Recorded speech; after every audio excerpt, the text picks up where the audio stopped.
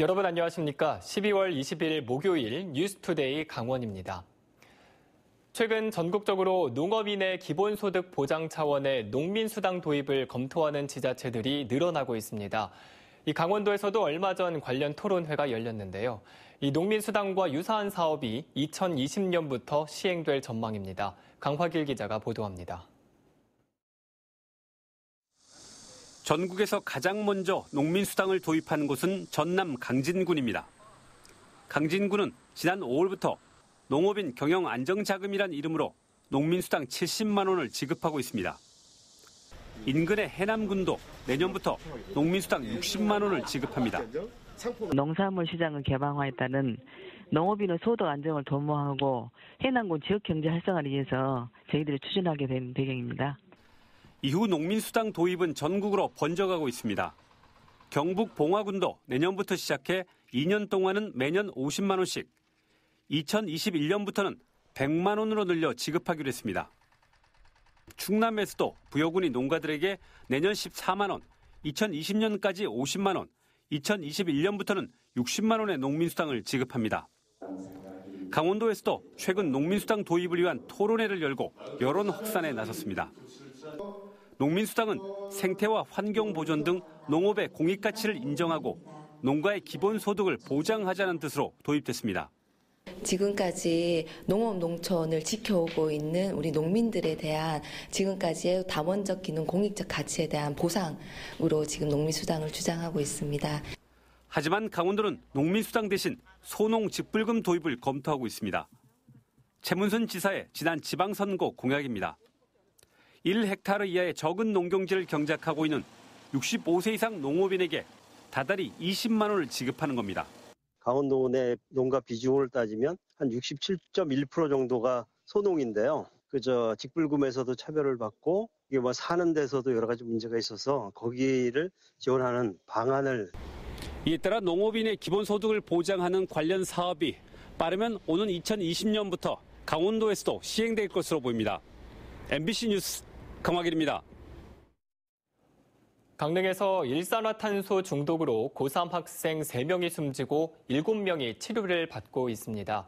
그런데 도내 고압산소 치료실을 운영하는 병원이 강릉과 원주, 춘천 등 3곳에 불과한 것으로 나타났습니다. 김상훈 기자가 보도합니다.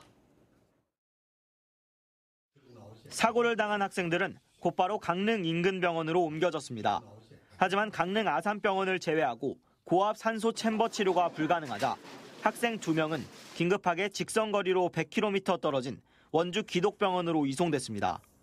도내에서 고압 산소 치료가 가능한 병원은 강릉 아산병원과 원주 기독병원, 그리고 춘천 성심병원으로 3곳에 불과합니다. 3곳 모두 도내 권역 응급의료센터로 지정된 곳입니다. 이 가운데 강릉 아산병원과 원주 기독병원은 최대 10명이 함께 앉아서 치료받을 수 있는 다인용 챔버를 운영하고 있습니다. 물론 이마저도 이번 사고처럼 환자가 누워서 치료를 받을 때는 최대 3명까지만 치료가 가능합니다. 춘천 성심병원 상황은 더 심각합니다. 성심병원은 1인용 챔버 하나만 보유하고 있어 인근 지역에서 비슷한 사고가 발생해도 1명만 치료가 가능합니다. 치료 시간이 1명당 평균 1시간 반 이상 걸리기 때문에 강릉과 비슷한 대형 사고가 발생하면 속수무책입니다.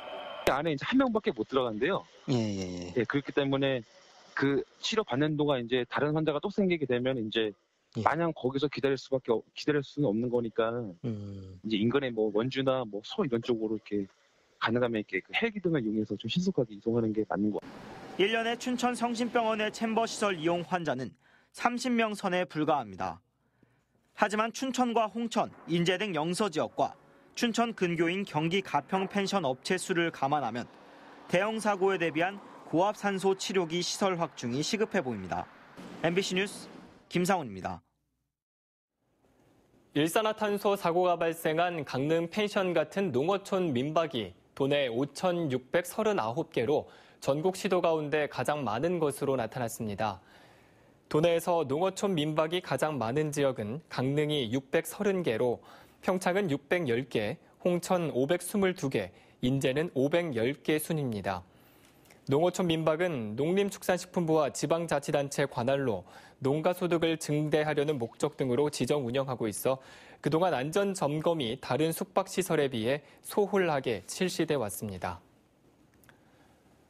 원주의 한 어린이집이 갑자기 폐원을 통보해 학부모들의 원성을 사고 있습니다. 다른 시설의 원화 모집이 거의 마감된 상태여서 아이를 보낼 곳 없는 학부모들이 분통을 터뜨리고 있습니다. 김진아 기자입니다. 원주의 한 어린이집이 최근 학부모들에게 갑작스레 폐원을 통보했습니다. 어린이집 측이 학부모 간담회에서 밝힌 입장에 따르면 전 원장 A씨가 지난 2015년 강릉에 유치원을 설립해 급여를 이중으로 지급받아 감사에 적발됐고 이에 따른 소송으로 어린이집 대표자에게도 벌금 300만 원이 가해져 결격 사유가 발생했다는 겁니다. 원주시가 2년 뒤인 지난 10월 이를 어린이집에 고지하고 2달 안에 폐원 또는 대표자를 변경할 것을 권고했는데 대표자를 변경할 경우 어린이집 설치 기준이 달라져 정원이 절반 수준으로 줄게 돼 운영난을 이유로 폐원을 결정한 겁니다. 학부모들은 갑작스런 폐원 소식에 분통을 터뜨리고 있습니다. 다른 어린이집이나 유치원은 처음학교로 등을 통한 신입생 모집이 대부분 마감된 상태여서 갈 수 있는 곳을 찾기 어렵기 때문입니다. 신학기 입학이 다 마감이 됐어요. 추가 모집으로 대기를 걸어놔야 되는데 일하는 엄마들 같은 경우에는 아이를 당장 받을 사람이 없어요. 학부모 동의가 필요한 유치원과 달리 어린이집은 원화를 다른 어린이집으로 보내는 전원 계획서만 내면 돼 폐원이 비교적 쉽게 돼 있습니다. 학부모들은 애꿎은 아이들 70여 명이 피해를 보게 됐지만 원주시가 사전 고지나 정확한 설명도 없이 원주 지역 어린이집 정원 충족률이 낮아 수용 가능하다는 답변만 되풀이한다며 답답해했습니다. 2년에 한 번씩 고지를 해서 해야 할 거를 했다라고 하는데 지금 있는 원아들한테 피해를 고스란히 책임 전가하고 자기들은 법대로 했다. 이걸 해야 된다라고 하는 게 너무 화가 나고. 갑작스런 폐원에 당장 아이를 맡길 곳 없는 부모들은 정부나 지자체에서 추진하고 있는 각종 출산 장려책이 공허하다고 입을 모았습니다. MBC 뉴스 김진아입니다. 대기오염 물질인 질소산화물에 대해 내년부터는 배출 부과금이 도입됩니다. 이에 따라 시멘트 업계가 경영에 부담이 된다고 걱정하고 있는데요. 그동안 오염 방지를 게을리한 자업자득이라는 비판이 있는 가운데 정부는 환경 설비 투자를 요구하고 있습니다. 유인호 기자입니다. 굴뚝 자동 측정기기가 측정한 지난해 국내 대기오염 물질 가운데 가장 많은 건 질소산화물입니다. 67%로 압도적인 양입니다. 시멘트 공장이 많은 강원도의 경우는 92%로 비율이 훨씬 높습니다. 시멘트 제조업은 발전업에 이어 두 번째로 질소산화물을 많이 내뿜는 산업입니다. 정부가 질소산화물에 대해 내년 말부터 대기 배출 부과금을 부과하기로 하자 배출량이 많은 시멘트 업계가 긴장하고 있습니다. 정부가 입법 예고한 대로 단계적으로 시행해도 2022년에는 1kg 배출에 2,130원의 부과금을 내야 합니다. 해마다 650억 원 정도의 부과금을 부담을 해야 될 예정이고요. 공정 개선 및 기존 저감 설비인 에센시알의 효율 향상 방안을 찾고 있는데 실제적으로 한계가 있어서 어려운 상황입니다. 환경부는 미세먼지를 줄이기 위해서는 원인 물질인 질소산화물을 억제해야 한다며 환경 설비를 보강하도록 주문하고 있습니다. 파질 설비 기술을 국내가 상당히 많이 가지고 있고 국내 기술이 안착이 되어 있다고 판단이 돼서 이번에 질소산화물 부과금 제도를 도입하게 된 겁니다. 정부는 지난 1991년에 설정한 뒤 한 번도 바뀌지 않은 황산화물과 먼지의 대기 배출 부과금에 대해서도 현실에 맞게 조정하는 방안을 검토하고 있다고 밝혔습니다. MBC 뉴스 유인호입니다. 초중고 감사 결과 공개가 성비위 등 일부를 비공개했다는 비판이 제기되자 도교육청이 감사 결과 198건을 추가로 공개했습니다. 1차 공개 때는 4,600건 가운데 중징계가 단 2명에 불과했지만 이번에 공개된 198건 가운데 중징계는 34명이나 포함됐습니다. 인제의 한 초등학교 교사들은 유흥업소에서 도우미를 불러놓고 술값을 소속 교사에게 전가시키고 지나친 음주로 수업에 들어가지 않아 한 명이 정직 3개월, 한 명은 감봉 1개월 처분을 받았습니다. 교육청은 아직 공개하지 않은 21건에는 마약과 성비위가 포함돼 있다고 밝혔습니다. 올해 도내의 고용과 부동산 시장이 위축되면서 저성장 시대에 접어든 것으로 분석됐습니다. 한국은행 강원본부의 2018-2019 강원경제 5대 이슈에 따르면 도내 취업자 수는 지난 4월부터 5개월 연속 감소해 월 평균 79만 3천 명으로 지난해 같은 기간보다 1,000명이 줄었습니다. 취업자 수가 줄어든 것은 2013년 이후 5년 만입니다. 한국은행 강원본부는 지난해까지 109만 명을 유지했던 생산 가능 인구가 올해 107만 명으로 2만 명 줄어든 것을 원인으로 분석했습니다. 강원도는 강원도의 역사와 문화를 체계적으로 집대성한 강원도사 24권을 완간했습니다. 이번에 완간된 강원도사는 1995년에 펴낸 강원도사를 개편하고 지난 20년 동안의 강원도의 변천과 발전상을 반영하는 등 내용을 대폭 증보했습니다.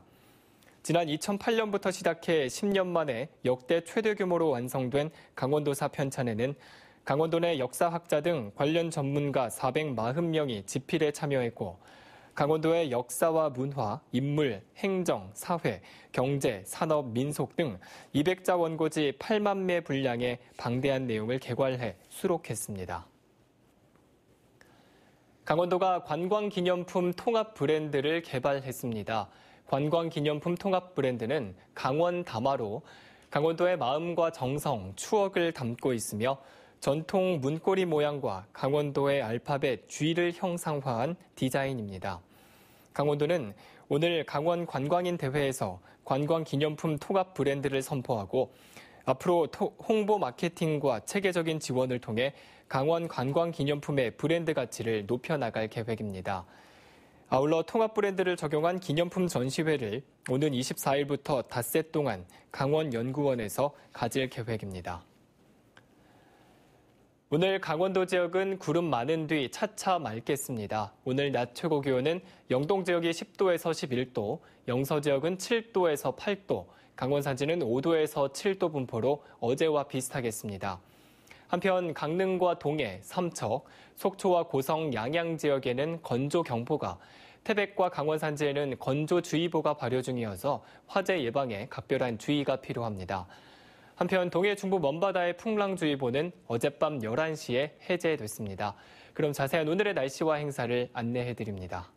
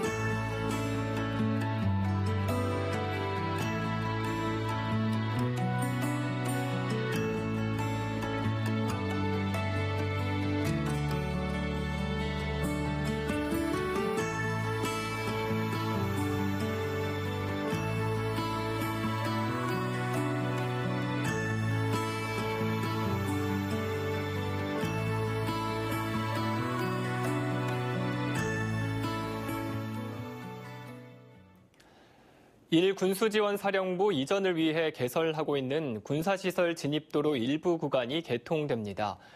원주시는 109에 해당하는 대명원 앞 원문로에서 만종 1, 2 중앙선 철도 교량까지 길이 400m, 왕복 6차로 구간을 오늘 개통한다고 밝혔습니다. 이에 따라 만종 1, 2와 우산동 지역 진출입이 개선되고 출퇴근 교통체증도 다소 줄어들 것으로 기대하고 있습니다.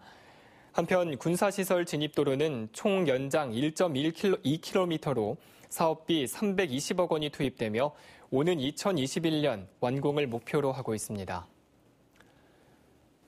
원주시가 버스 정보 안내 단말기 64대를 추가 설치하고 운영에 들어갔습니다. 원주시는 국비와 도비, 시비 등 5억 원의 예산을 들여 시내 외곽과 읍면 지역에 16대를 설치하는 등 올해 64대를 추가해 모두 270대의 단말기를 운영하고 있다고 밝혔습니다. 실시간 버스 도착 정보 외에도 시정 소식과 날씨 등 다양한 정보를 제공하며 내년에도 3억 2천여만 원의 예산을 확보해 단말기 설치를 확대할 계획입니다. 동해시의 버스터미널 통합 운영이 오는 27일부터 시작됩니다. 동해시는 부곡동에 있는 고속버스 터미널을 천곡동 시외버스 터미널로 이전해 오는 27일부터 종합버스 터미널로 통합 운영한다고 밝혔습니다.